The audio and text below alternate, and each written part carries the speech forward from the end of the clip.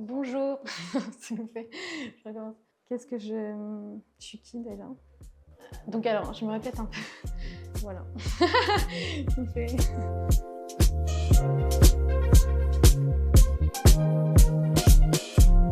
Bonjour, je suis Anaïs Fernon, je suis architecte d'intérieur, architecte et designer. On est dans la salle qu'on appelle 10, qui est la petite salle tout au fond du couloir dans l'ancien évêché de Toulon et que je vais aménager et que j'ai hâte de vous présenter à la Design Parade. C'est un concours qui m'intéresse beaucoup, que je suis depuis longtemps et là je suis en train de créer ma boîte et donc ça m'intéressait de proposer un premier projet au sein de la Design Parade. Donc c'est un concours que je suis chaque année. C'est le seul qui existe en archi intérieur au niveau européen. Et je trouve ça de plus en plus intéressant, année après année. Je trouve que le niveau augmente et j'avais envie de faire partie de cette famille de la Villa Noailles. Je cherchais à travailler avec des céramistes.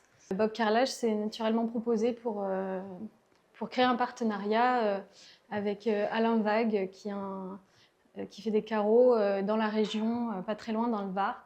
Et donc, c'est lui qui a organisé ce partenariat entre la Villa Noailles, moi et Alain Vague.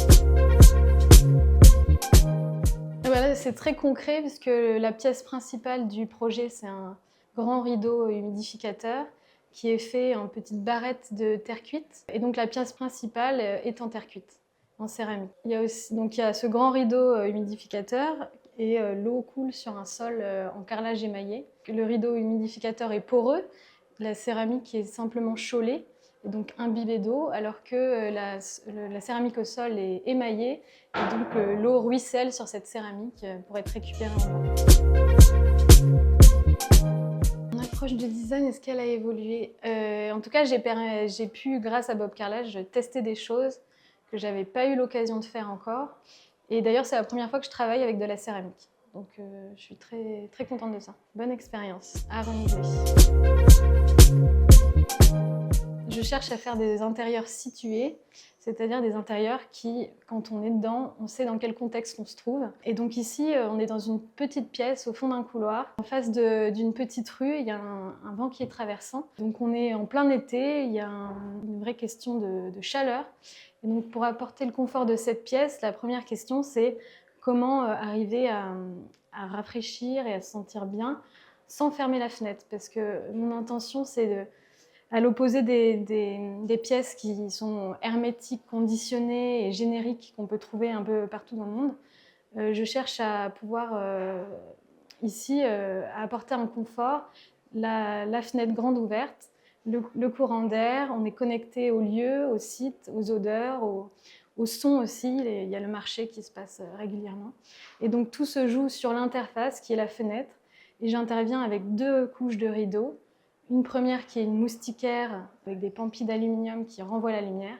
Et le deuxième, un grand rideau humidificateur, donc en terre cuite, qui est gorgé d'eau et qui permet de rafraîchir l'atmosphère de la salle. Donc aussi au mur, il y a un dégradé d'ocre qui permet aussi de matérialiser la montée d'air chaud au plafond. Et on a ensuite des assises basses. Donc on se tient près du sol, et voilà, près du sol en céramique émaillée. Mes principales sources sont d'abord le site, c'est-à-dire je suis venue plusieurs fois voir la pièce, me balader à Toulon, m'imprégner des lieux. Donc ça c'est la première chose dans chaque projet. Et ensuite, moi je suis intéressée par tout un mouvement qui a en cours en ce moment en architecture, qui est de dire que finalement l'architecture d'intérieur pourrait retrouver un statut non pas purement décoratif, mais aussi utilitaire, en étant consciente des matériaux qu'elle utilise, de leurs propriétés. Voilà, ici, la céramique est poreuse et donc gorgée d'eau et restitue l'humidité, donc je l'utilise comme ça.